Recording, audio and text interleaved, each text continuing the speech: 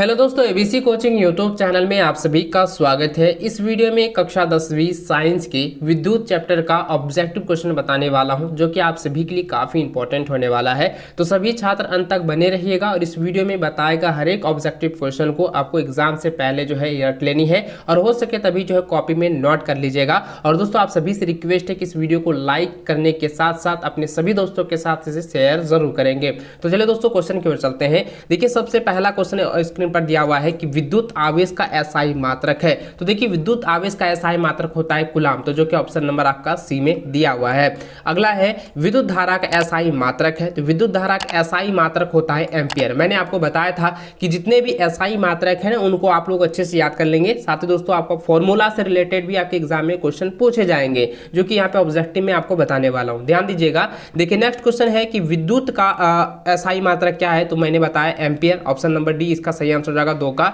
अगला है कि विभव का एसआई मात्रक है। तो विभव का एसआई मात्रक होता है वोल्ट, जो कि ऑप्शन नंबर आपका ए में दिया हुआ है। अगला है कि विभवांतर का एसआई मात्रक है। विभवांतर का एसआई मात्रक होता है वोल्ट, ऑप्शन नंबर ए सही आंसर होगा। विभव और विभवांतर का एसआई जो मात्रक होता है वो सेम होता है, वोल्ट होता है। इसको अच्छे से याद रखेंगे।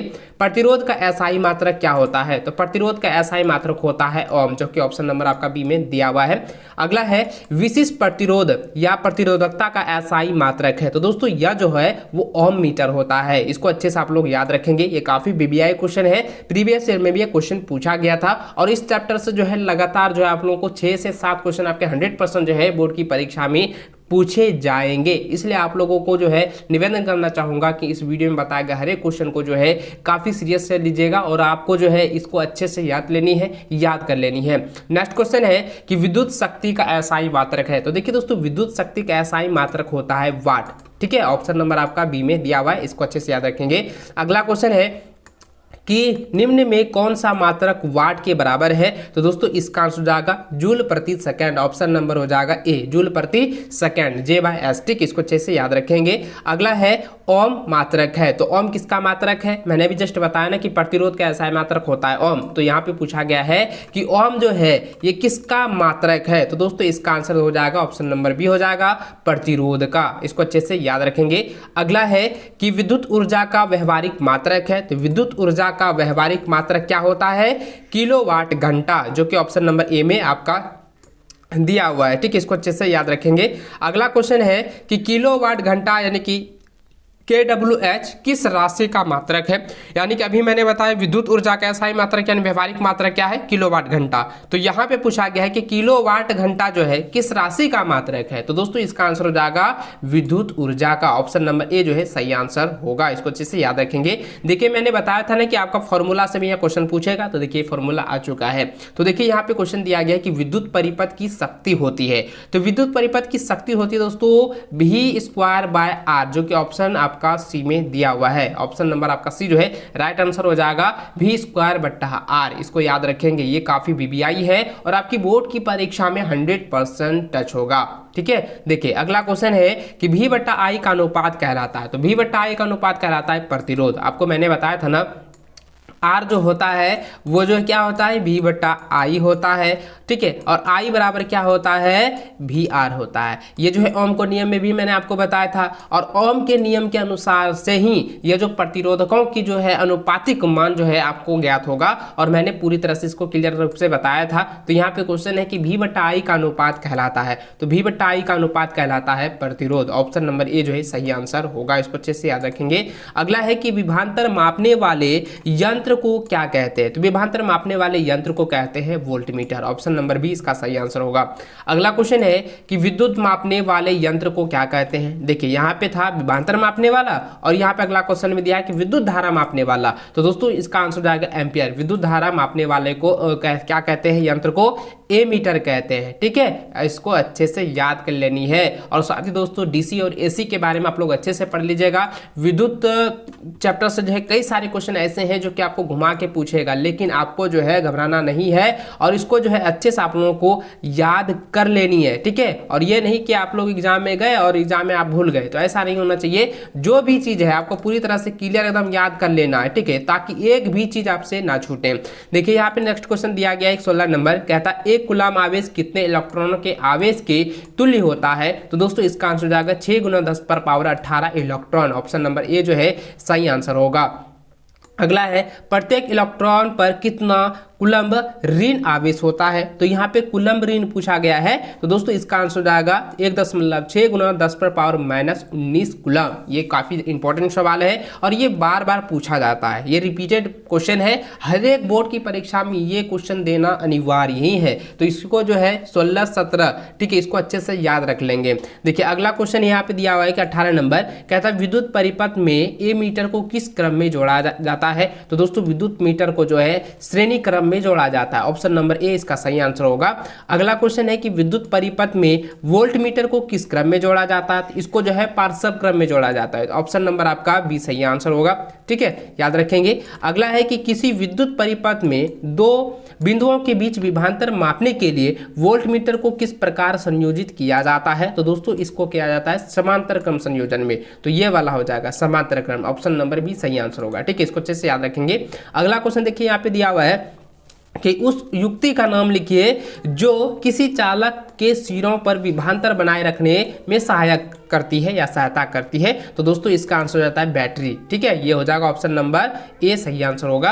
अगला दिया हुआ है कि 1 किलोवाट घंटा यानी कि 1 kWh किसके बराबर होता है। तो दोस्तों यह होता है 3.6 × 10⁻6 जूल। ऑप्शन नंबर आपका ए में दिया हुआ है, इसको अच्छे से याद रखेंगे। 1 किलोवाट घंटा बराबर जो होता है 3.6 × 10⁻6 जूल, ठीक है, इसको याद रखेंगे। अगला क्वेश्चन दिया हुआ है कि जूल प्रति कूलम को क्या कहते हैं। तो जूल प्रति कूलम को हम वाट कहते हैं। तो ऑप्शन नंबर ए आपका सही आंसर हो जाएगा। अगला है कि विद्युत धारा द्वारा प्रदत्त ऊर्जा की दर का निर्धारण कैसे किया जाता है। तो दोस्तों इसका आंसर हो जाएगा विद्युत शक्ति के द्वारा, ठीक है, option number A right answer होगा। अगला है कि विद्युत बल्ब का तंतु बना होता है, विद्युत बल्ब का जो तंतु बना होता है वो किसका बना होता है। तो दोस्तों ये बना होता है टंगस्टन का, ठीक है, ऑप्शन नंबर आपका सी राइट आंसर हो जाएगा। इसको याद रखेंगे, विद्युत बल्ब का जो तंतु है वो टंगस्टन का बना रहता है, याद रखेंगे। अगला है कि ओम के नियम के सूत्र हैं। तो देखिए दोस्तों मैंने बताया था ना कि आपके फॉर्मूले से भी क्वेश्चन है तो आपको याद रखना है। तो देखिए ओम के नियम का सूत्र क्या है, V = IR, जैसे कि मैंने कि आपको बताया हुआ था अभी जस्ट कुछ ऑप्शन में, और इसको अच्छे से मैंने एक्सप्लेन भी किया है कि V/IR कैसे आता है, कैसे ये आया। तो ठीक है, इसके बारे में मैंने पूरी डिटेल के साथ जो है आप लोगों को अच्छे से समझाया है, तो इसको अच्छे से याद रखेंगे। ओम के नियम का सूत्र जो होता है V = IR होता है, ऑप्शन नंबर सी। अगला है कि विद्युत हीटर में जिस पदार्थ का उपयोग किया जाता है वह क्या है। तो दोस्तों वह जो है नाइक्रोम है, क्योंकि नाइक्रोम में ही जो है नाइक्रोम से ही विद्युत हीटर का जो है बनाया जाता है, उसमें जो है पदार्थ का प्रयोग किया जाता है, क्योंकि नाइक्रोम जो है वो पूरी तरह से जलने के बाद पिघलता नहीं है, वो जो है ऊर्जा उत्पन्न करती है, यानी कि वो क्या है, गर्मी उत्पन्न करती है। इसलिए दोस्तों इसका यहाँ पे प्रयोग जो है नाइक्रोम का किया जाता है। नेक्स्ट क्वेश्चन है कि जब ताप की वृद्धि होती है तब चालक का प्रतिरोध क्या होता है। तो वो बढ़ जाता है, ताप बढ़ने पर विद्युत धारा या चालक के प्रतिरोध बढ़ते हैं, इसको याद रखेंगे। और मैंने सब्जेक्टिव में भी आप लोगों को बताया है। और दोस्तों आपने अभी तक इस वीडियो को लाइक नहीं किया तो वीडियो को लाइक कर देना और अपने सभी दोस्तों के साथ शेयर करेंगे। और आगे की इसी तरह से क्लासेस और वीडियो पाने के लिए आप हमारे चैनल को अभी के अभी सब्सक्राइब जरूर कर लीजिएगा। तो चलिए दोस्तों आगे बढ़ते हैं। देखिए यहाँ पे अगला क्वेश्चन दिया हुआ है कि जब किसी चालक तार से विद्युत धारा प्रभावित होती है तो गतिशील कण है। तो गतिशील कण कौन है, इलेक्ट्रॉन है, ठीक है। जब विद्युत धारा में जो है चालक तार में विद्युत धारा जब प्रभावित होती है ना, तो उसमें जो है ना इलेक्ट्रॉन जो है गतिशील हो जाती है, ठीक है, उसमें गतिशील जो है इलेक्ट्रॉन हो जाता है, इसको याद रखेंगे, ऑप्शन नंबर डी।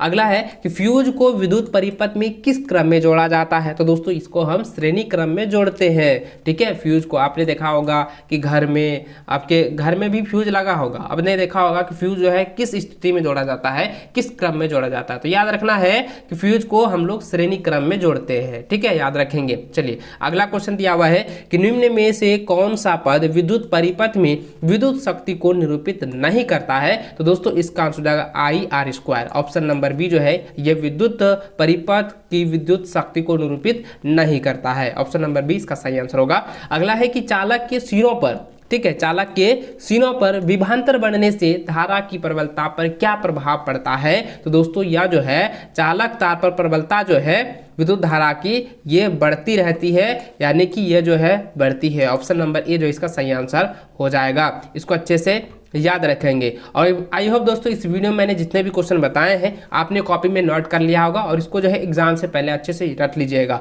और इस वीडियो को अभी तक जो है शेयर नहीं किए हैं तो सभी दोस्तों के साथ शेयर कीजिए और सभी को बताइए कि क्लासेस शुरू हो चुकी है। पिछले कई दिनों से जो है लगातार आप लोगों को वीडियो के माध्यम से बता रहा हूँ, ऑब्जेक्टिव भी और सब्जेक्टिव भी। इसलिए दोस्तों आप बोर्ड एग्जाम की तैयारी करना चाहते हैं तो बेहिचक जो है आप हमारे चैनल पर विजिट कीजिए और आप हमारे चैनल को अभी कभी सब्सक्राइब करके जो है आप इस चैनल का जो एक मेंबर, एक सदस्य बन जाइए। चलिए दोस्तों मिलता है नेक्स्ट टाइम, तब तक जय हिंद, वंदे मातरम।